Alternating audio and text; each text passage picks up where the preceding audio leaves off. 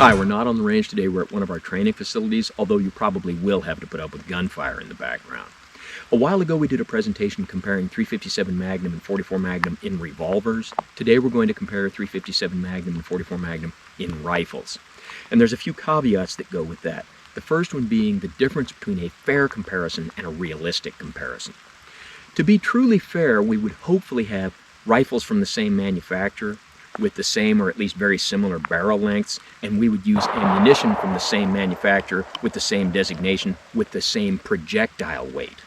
Now that would be very easy if we were comparing calibers, for example, 300 H&H Magnum, 300 Winchester Magnum. There's a variety of projectile weights in both, but it would be very common that those two calibers would use the same projectile weight. That's not the case with 357 and 44. For 357 Magnum, there's a variety of projectile weights, but in my experience, what's most common is a 125 or a 158 grain projectile. As with 44 Magnum, again, many different projectile weights, but what's most common is a 240 or a 225 grain projectile. So to make the comparison fair, there is 357 Magnum ammunition available with a 180 grain projectile, and there is 44 Magnum ammunition available with a 180 grain projectile. Now you saw that those were both Remington ammunitions, but they still had a different designation, but they're going to be close enough. And so by using ammunition with the same projectile weight, we can make a fair comparison. However, that's not realistic, because with a 357, what's going to be far more common is a 125 or a 158, and with 44, a 240 or somewhere around a 225. And so the problem we run into is, if we try to make the comparison fair, I get a lot of hate mail saying that it wasn't realistic. If I make the comparison realistic, I get a lot of hate mail complaining that it wasn't fair. If we try to cover both bases, I get a lot of hate mail telling me that the presentation was far too long and tedious. So it looks like no matter what we do, we're going to get a lot of hate mail. So what we're going to do today is, within the confines of the firearms and the ammunition that's available to me at this point in our society, I'm going to try to, the best I can, make the comparison fair, and we'll also do a realistic comparison. And for those who think that's tedious, I invite you to fast forward through the chronograph section to the part where you see me standing next to the chart with the results. So with that, let's take a look at the rifles we're going to use. Now the carbines I'm going to use today, and yes, please bear with me if I use the word carbine and rifle interchangeably. For 357 Magnum, a Marlin Model 1894 CS with an 18.5-inch barrel. For 44 Magnum, a Marlin Model 1894 S with a 20-inch barrel. So we have an 1.5 inch difference in barrel length. In typical handgun length barrels, that could create quite a bit of difference. In the carbines, I think the difference will be minimal. So let's go to the chronograph. I'm going to start with the 357 Magnum, which is loaded with Remington High Terminal Performance 357 Magnum 180 grain semi-jacketed hollow point.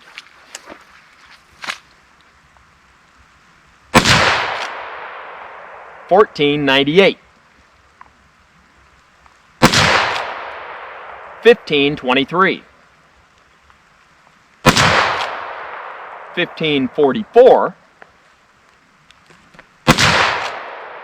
$15.24, and $14.98. Now let's see how that compares to the 44. And now we'll shoot the 44 Magnum, which is loaded with Remington Green and White Box 44 Magnum 180 grain semi-jacketed soft point. Also, you might notice this rifle looks a lot bigger. It's just that the stock is longer.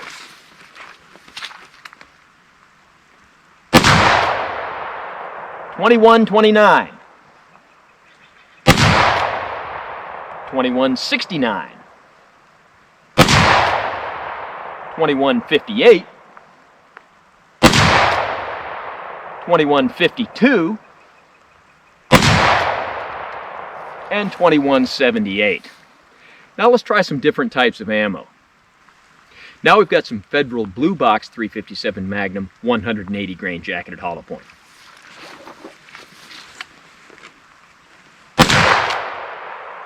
$15.10, $15.32, $14.83, $14.91, $14.89, and 1493. Now let's try another type of 180 grain 44 round. And here's some PMC bronze 44 Magnum 180 grain jacketed hollow point.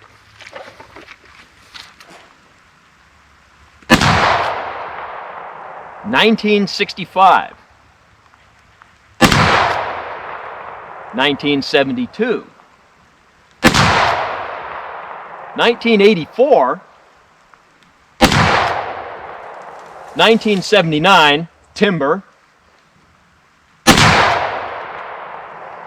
1979, we'll try one more shot, and it still says 1979, so we'll throw out one of those 1979s. Now let's try some different bullet weights. So we did something that was as fair as I could make it. Now let's try something that's perhaps a little more realistic. Sig Sauer Elite Performance 44 Magnum 240 grain jacketed hollow point, Sig Sauer Elite Performance 357 Magnum 125 grain jacketed hollow point. And I'll start with the 357.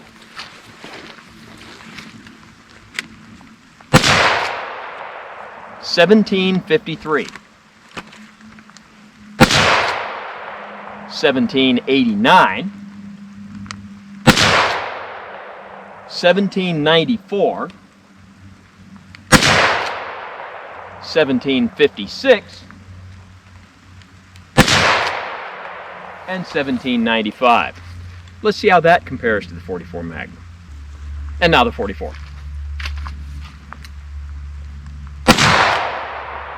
$16.80,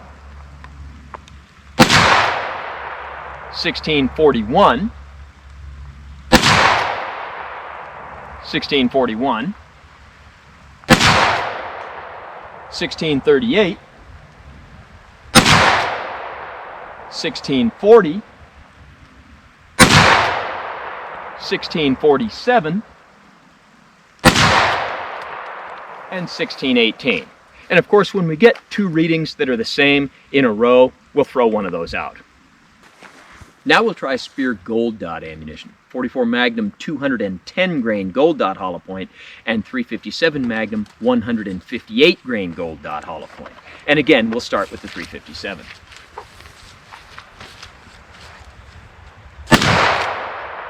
$17.92, $18.08, $17.96, $17.78, $18.12, and $17.89. Now let's see how that compares to the 44. And now the 44 gold dot with its 210 grain gold dot hollow point.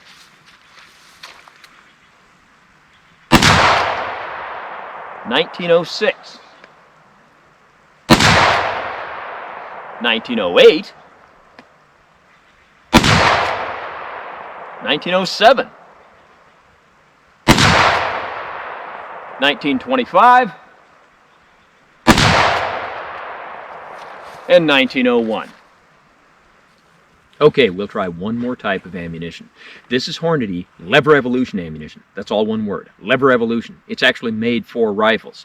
For 44 Magnum, it's a 225 grain FTX projectile, like a ballistic tip, and for 357 Magnum, it's a 140 grain FTX projectile, like a ballistic tip. And again, we'll start with the 357.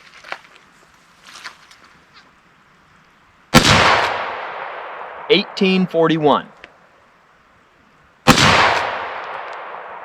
$18.41, $18.32, $18.44, $18.36, and $18.06. Now let's try the 44. And now the 44. $17.96, $18.12, $18.08, $1800, $17.86, and 1798. And now finally, let's go crunch the numbers.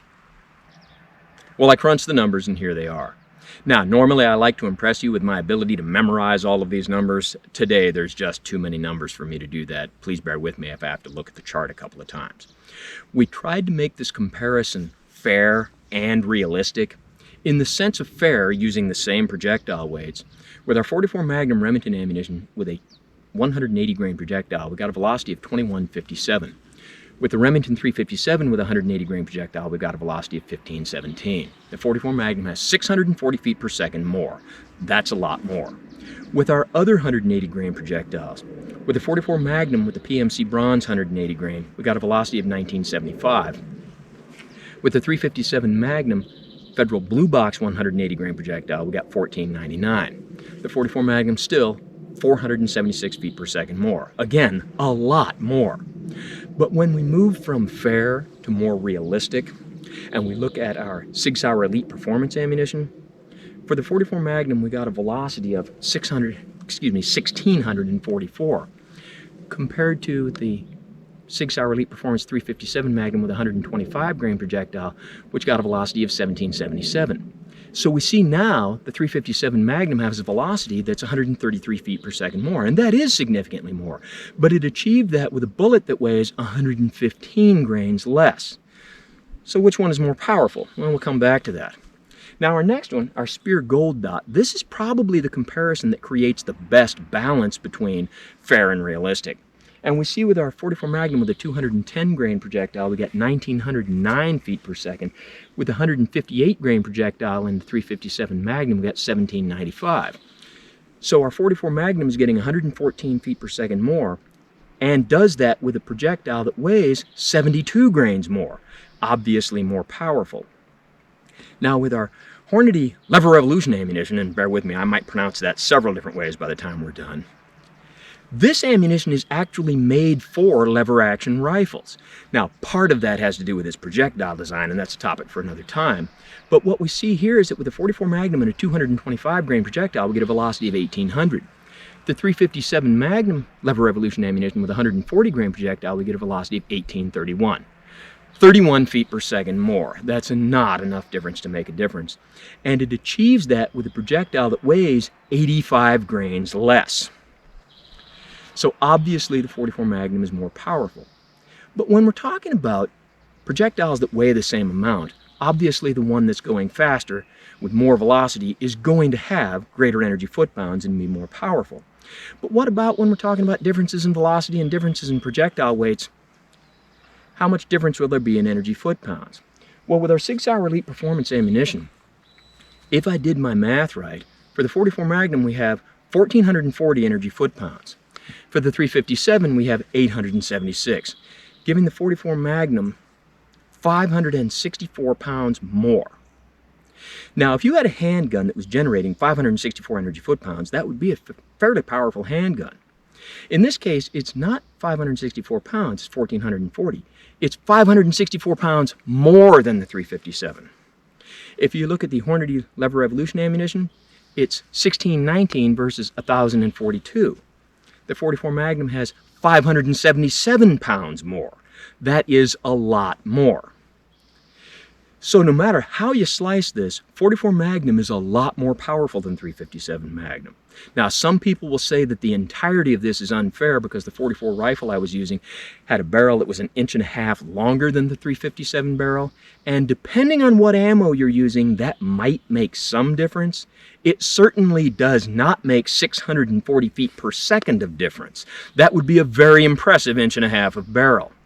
So the bottom line here is really two things. One, 44 Magnum is a lot more powerful than 357. And two, when you get right down to it, these are all just numbers on a piece of cardboard. How will these translate into effectiveness on the intended target? Let's see if we can demonstrate that. This is the meat target. Now, for those who haven't seen it before, and even more so those who have seen it before, please pay close attention as I ramble off its anatomy because it has changed a little bit. Typically, the meat target has leather jacket skin. I go to thrift shops, I buy leather jackets, I cut them up. These days, the thrift shops are closed, so today's meat target has beef tripe skin, followed by pork steak, pectoral, pork ribs, a bag of oranges to simulate lung tissue, more pork ribs on the back, 4 layers of t-shirt on the front, 4 layers on the back, and the whole thing followed by the new and improved high-tech fleece bullet stop. And I'm going to shoot from 20 yards with our Sig Sauer Elite Performance 357 Magnum 125 grain jacket at hollow point.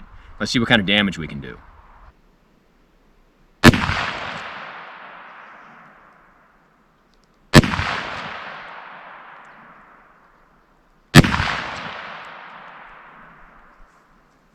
Well, I've got our meat target taken apart. Here's our tripe skin. Here's our pork steak pectoral. Now here's the ribs on the front of the target. Of the 3 shots I fired, only 2 hit these ribs, 1 close to the edge and 1 pretty well centered. Then our orange lung tissue is just obliterated, and all 3 of our projectiles hit the ribs on the back of the target. Now if you compare the holes in the ribs on the front of the target to the holes in the ribs on the back, you can see that our projectiles have lost a lot of energy by the time they go this far. Now, as far as penetration, the 2 projectiles that hit the ribs on the front of the target, 1 was stopped by the t-shirt on the back of the target, 1 was stopped by the first layer of fleece. The projectile that missed the ribs on the front was stopped by about the 10th layer of fleece. So we see a lot of damage, but not too much potential for overpenetration. Now let's take a look at the projectiles. And here's our projectiles. You can see 1 lost its jacket, and we see outstanding expansion, but not too much fragmentation. Now we have a new meat target set up, and I'll shoot this from 20 yards with our Sig Sauer Elite Performance 44 Magnum 240 grain jacket at hollow point.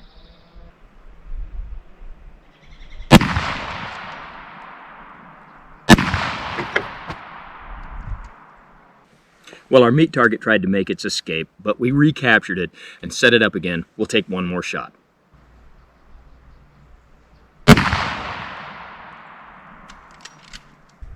Well, there's your pork steak pectoral. You can see that the 44 rounds just obliterated the ribs on the front of the target. In my subjective view, it looks like the 44 did almost twice as much damage to the orange lung tissue as the 357 did. And you can see a lot more damage to the ribs on the back. Now, as far as penetration, it was almost identical to the 357.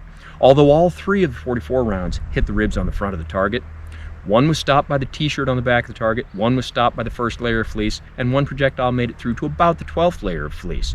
So we see a lot more damage, but not really much more penetration. Now let's take a close-up look at these projectiles. And we see excellent expansion, although with the 44 we saw more fragmentation than we did with the 357. Now let's do something different. This is what I call the Magnum meat target, and it has beef tripe skin followed by beef ribs. Beef ribs are much more robust than pork ribs, a much larger bag of oranges to simulate larger lung capacity, maybe both lungs, and then on the back it has pork ribs. I've got to do beef and pork due to nothing more than what was available at the store. And then of course it's followed by the new and improved high-tech fleece bullet stop. And I'll shoot this from 20 yards with our Hornady Lever Revolution 357 Magnum 140 grain FTX projectile. But before I do that, I want to show you a close-up of what the FTX projectile looks like. And here's your 357 Magnum FTX projectile, which has a plastic tip like a ballistic tip.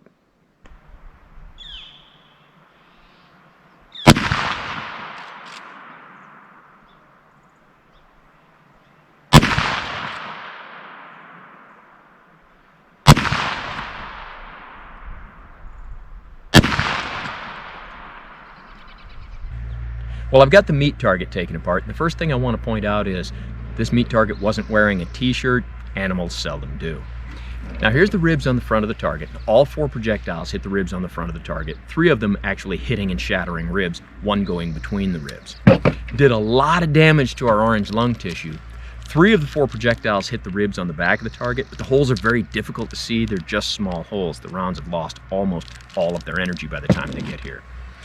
The 1 projectile that went between the ribs on the front of the target made it through to about the 15th layer of fleece.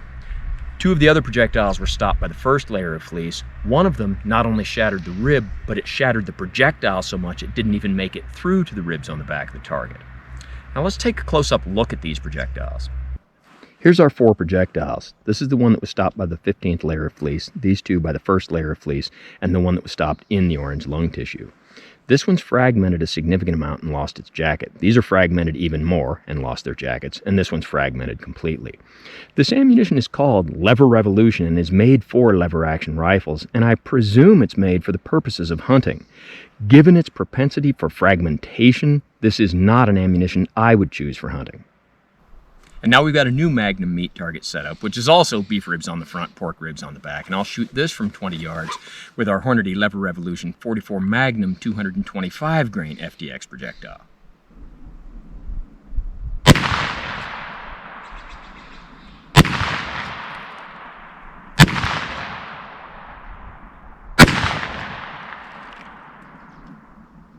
Well, here's the ribs on the front of the target, a lot more damage there. In my subjective evaluation, it looks like our orange lung tissue has significantly more damage, and the ribs on the back of the target, again, significantly more damage with the 44 than there was with the 357. Now, as far as penetration, some of our 44 projectiles made it to the 20th and 30th layer of fleece, and that's partly because they're heavier and so they'll retain their energy better, and it's partly because they stayed intact. Let's take a close-up look at these projectiles. Here's our 4 projectiles. Now this one, here's just the jacket. I dropped the bullet on the ground and couldn't find it. Our others have excellent expansion, and although there was some fragmentation, it's not nearly as much as we had with the 357. Something I want to mention is that this is an earplug case. I wear earplugs with every shot I take.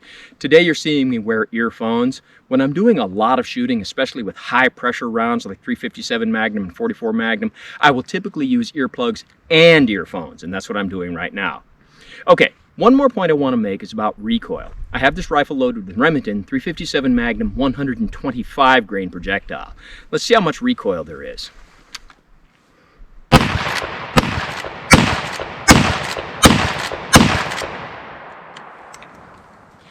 Now let's try that with the 44 and see how they compare. This 44 Magnum rifle is significantly heavier than the 357, and it's loaded with 44 Magnum 240 grain projectile.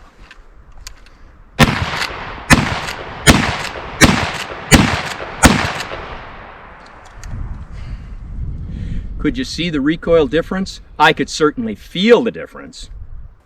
So the takeaways from all of this. First, 44 Magnum is a lot more powerful than 357. Just how much more will depend in part on your ammunition choices. But that having been said, that does not mean that 357 Magnum is weak. Several of the crew have killed deer, and I mean killed them very efficiently with 357 Magnum, both in rifles and handguns. Also, 357 can have an advantage of usually less recoil, and sometimes the guns can be lighter and smaller, and that can be an advantage for some people.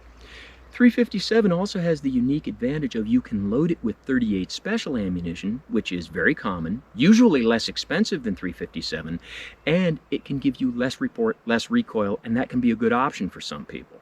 Now, when I say that, people will ask me, well, can't you put 44 special into a 44 Magnum? And the answer is yes, but these days 44 special is not as common as it used to be, and quite often 44 special ammunition is more expensive than 44 Magnum ammo. So in your 44 Magnum, if you really need less recoil, 44 special is an option, but most of the time not a cost-effective option. So, as always, don't try this at home on what you call a professional, and thanks for watching the 357 Magnum versus 44 Magnum video.